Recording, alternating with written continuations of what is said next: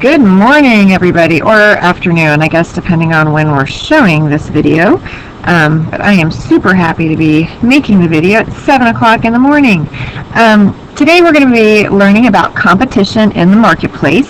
We have been talking about how competition is an element of the free market type of economy, that businesses competing can drive the price and supply and demand of different, well, not demand so much as supply, of different products in the marketplace. We also have talked about how competition is one of the elements of the United States economy, because we believe that competition really helps improve our economy and makes the economy better for consumers like you and me. It keeps prices down, keeps quality up, because remember, if there's a monopoly, they can charge whatever they want to, and they can have a really poor quality product, and there's nothing we can do about it if there's a monopoly, because that means we don't have a choice. So today we're going to talk about how the United States and also other countries around the world keep competition in the marketplace. All right, here we go. The government promotes and regulates competition. So you need to write in that word competition in your notes. The government promotes and regulates competition, and we just said why. We don't like monopolies. And the ways that the government promotes marketplace competition are as follows. First, the government enforces antitrust legislation to discourage the development of monopolies. So we enforce antitrust legislation to discourage the development of monopolies. And I know you learned a little bit about this last year with the Rockefellers and the Carnegie and the other barons of industry that had monopolies, and it was really not good for workers, and it wasn't good for consumers, and so the government started to get involved and pass laws that made it illegal to have a monopoly, and we kind of break up different monopolies. And that's called antitrust legislation when they do that, to break it up, make sure that they might take a big company and divide it into smaller companies, or they, dissolve things altogether. But there's certain laws that mean you can't have a vertical monopoly or a horizontal monopoly, and I think you learned about that last year. If not, put a little question mark next to this, and we'll talk about it at the end, okay? The other way that government promotes competition in the marketplace is that we engage in global trade. We talked about how we have global interdependence and how different countries start to specialize things and countries rely on each other, but also by engaging in global trade, that increases the marketplace, and that increases the number of people who are competing for our business. That increases the number of companies that are competing for our business. So it makes all companies have to perform better. Just like when you are on a team or you're competing on a team, kind of the bigger the pool that those people are coming from, then you're getting the best of the best on the team, and that makes you have to perform at your highest ability. It's the same thing with business. The more businesses that are involved trying to get people's business, the more each of those businesses has to perform. They have to make a better quality product. They have to provide incentives to get us to buy their product. Maybe they'll have sales or just a low price altogether, but the more people that are competing around the globe, the better it is for consumers. Kind of the same thing with supporting startup businesses. So another way that the government promotes marketplace competition is they support startup businesses or business startups. And that's just a brand new business. A startup business is a brand new business. So somebody has an idea to have a business, and they need to start it up. They need to start that business. That's a business startup. And again, by supporting that, they usually support it by providing tax incentives or different kinds of benefits to a startup company. The government can have a lower tax rate for those brand new companies. And again, they want to do that because the more businesses that are competing, the less chance we have of having a monopoly. There's more businesses competing for the consumer dollar, and that makes prices better and quality better. So they want the more businesses they can competing, whether that's around the globe or within the United States, people starting their own business. And also, in order to make sure that there's fair competition in the marketplace, the government has agencies that regulate the business. So the government also kind of acts like a referee between businesses, that they want to make sure that everybody's playing by the rules, nobody's being unfair. So we want to have competition, but we want to make sure that everybody is being fair about it and again, playing by the rules. So some examples of those government agencies are as follows. I just want to say that there are a lot more government agencies that do get involved in regulating business that we're not talking about today necessarily.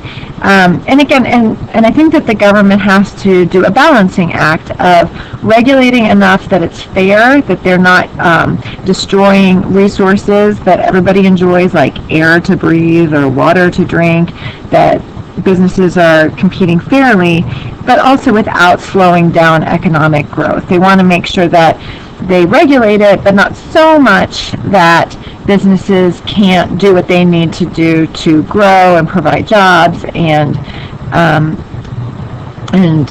the other benefits that businesses have. So it's a balancing act that the government does. One of the agencies that regulates businesses is the FCC. That's the Federal Communications Commission. The FCC is the Federal Communications Commission. I think it's also on the next slide here. Nope, let's go back. So the Federal Communications Commission, and that is the government agency that regulates communications. And that's all kinds of communications. That's satellites, that's telephones, that's cable, TV. I'm going to go back here in case you didn't get a chance to write that down. But they're really involved right now. A big thing that the FCC is involved in is net neutrality. I don't know how many of you have heard about net neutrality, but there's a controversy that different browsers might provide different speeds, or they might favor certain businesses. So if you put in a web search in a different browser, some browsers might have, I don't know, like Target come up first or Amazon come up first in your search.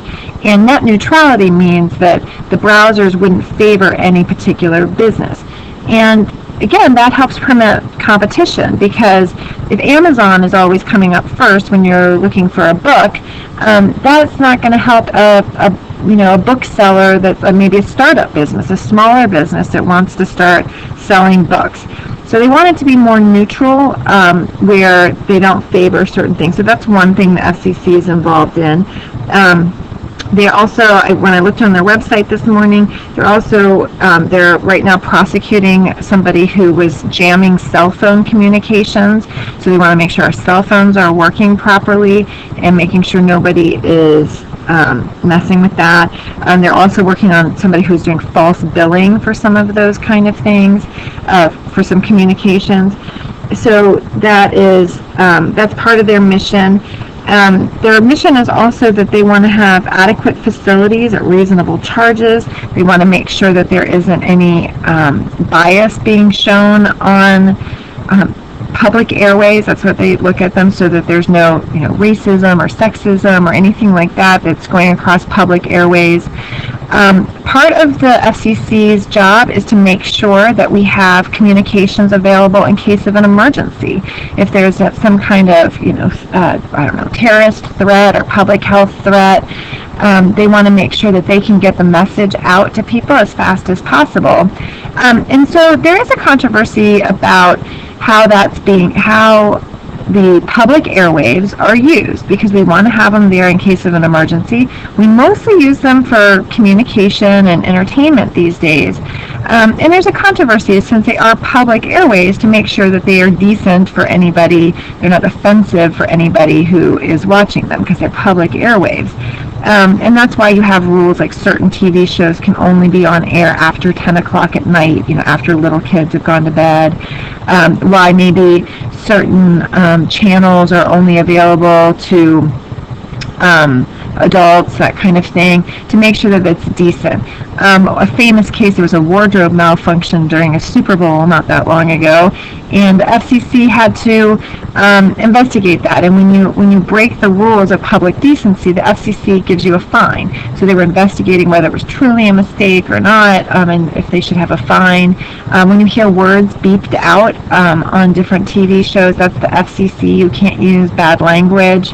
If you do, you get a fine if you don't beep it out, or I think if you have so many beeps in a certain time period. I'm not exactly sure the rules, but so the FCC has a lot that it does, and it's kind of an interesting organization. The next one that we're going to look at is the EPA, which is the Environmental Protection Agency. Again, the EPA is the Environmental Protection Agency, and this is probably the one that I reference the most because I think it is part of the government's responsibility to make sure that businesses are not destroying our environment, and that anybody is destroying our environment, and that's kind of the job of the EPA. So this here has a picture of a factory, and it's showing the pollution going into the air.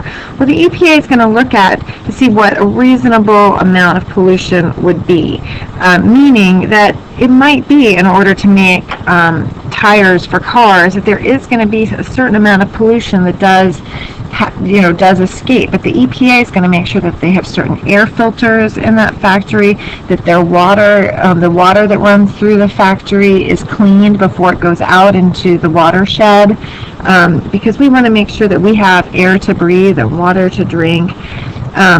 And let's see, so we also want to write in that, the EPA is the government agency that regulates the way businesses interact with the environment. So you want to write in that word environment, that the EPA is the government agency that regulates the way businesses interact with the environment. When I looked on their website this morning, it looks like they are really involved with a lot of cases having to do with pesticide right now. Farmers need pesticide to make sure that they can grow crops, and we have food in our grocery store. But again, you want to be as responsible as possible. You don't want to kill off species that you're not intending to kill off. You want to use them within moderation so that it doesn't affect human health, but it also doesn't affect the health of the environment. The next one we're looking at today is the FTC, and that's the Federal Trade Commission. Again, FTC is the Federal Trade Commission, and that's the government agency that regulates trade. The government agency that regulates trade. So write in that word, trade. And again, the FTC, they get involved with different kind of business scams, or making sure that everybody is trading fairly, that nobody goes back on the deals that they make between companies.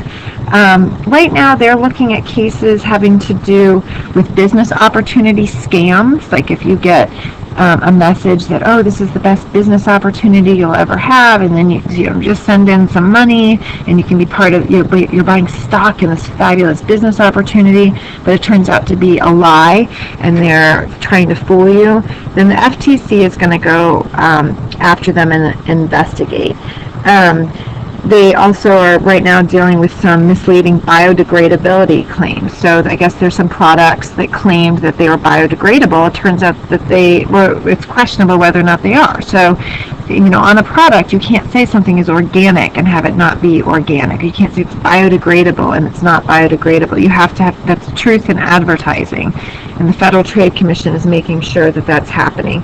They're also looking at some fuel economy. Cars that say they're so have so much fuel economy, they're making sure that that's true, so that people have the proper information when they're making their purchasing choices. So, just talked about that. So those government agencies oversee the way individuals and companies do businesses. So again, these agencies oversee the way individuals and companies do business. And we're going to look at an exercise either today or tomorrow that shows the different some other agencies that regulate business in our country too. Okay, so now you have a little sheet of paper that's sort of in addition to your notes, and we're adding this on, just some kind of basic information, but it's important that we go over it at least a little bit. So this is the part of your paper that says Addition to Notes 2004. So look at Addition to Notes 2004. And the first line here says, consumer rights and property rights are protected by our government. So write in that word consumer. That's you and me, people who are buying stuff. If you buy stuff, you're a consumer. And we have rights. So consumer rights and property rights, stuff we own, they're protected by our government.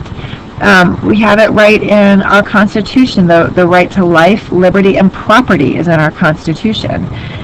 I might ask you in a minute, what does it say in the Declaration of Independence? Because it's different. But in the Constitution, it's life, liberty, and property. And so the government, it's part of their goals to protect that. So individuals have the right of private ownership. Remember, we're not a command economy. Command economy, there's no private ownership. Here we have the right of private ownership. And this is protected by negotiated contracts that are enforceable by law. I'll go through this. So this is protected by negotiated contracts that are enforceable by law, and consumers may take legal action against violators of consumer rights. Consumers may take legal action against violations of consumer rights. So we said we have the right to private property, and a lot of times we negotiate contracts, and those are enforceable by law. So we know that if you're going to have somebody over to your house and they're going to remodel your kitchen, then you usually sign a contract with that person, and you say, you are going to provide this service for this price, that's what we're agreeing to, and you sign it. If that person takes your money and doesn't provide that service, or they don't provide it by a certain date within reason, you can take them to court and say, look, we've got this contract and that person isn't going by the contract. So that can be a civil case where you're bringing charges against somebody. But the other thing, believe it or not, is receipts. When you go to the store and you get a receipt for a purchase, in some ways that's also considered a contract because that's your proof of purchase, and sometimes that will give you certain rights.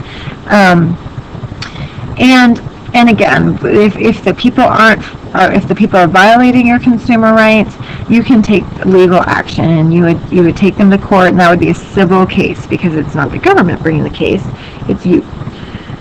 Alrighty. Okay. Government agencies, just so you know, they're part of the executive branch of the government. They are enforcing and carrying out the laws, and they protect public health and safety. Here are the ones we talked about earlier: the Federal Trade Commission, the Environmental Protection Agency, and Federal Communications Commission. But they're part of the executive branch, and they protect public health and safety. So what's important to know about this? Government promotes and regulates competition and also protects our rights. How does the United States promote and regulate competition? I didn't give you a whole lot of room there, but I did put in some extra questions of how does the FCC help ensure competition in the marketplace, how does the EPA help ensure competition in the marketplace, and how does the FTC help ensure competition in the marketplace? So you need to have an answer to all four of those questions, and then we've got 4 multiple choice questions. So go ahead and answer those, and we will talk about them in a moment. And this chart is on your sheet, but I'm going to leave it up here for a few minutes for you guys to answer the question.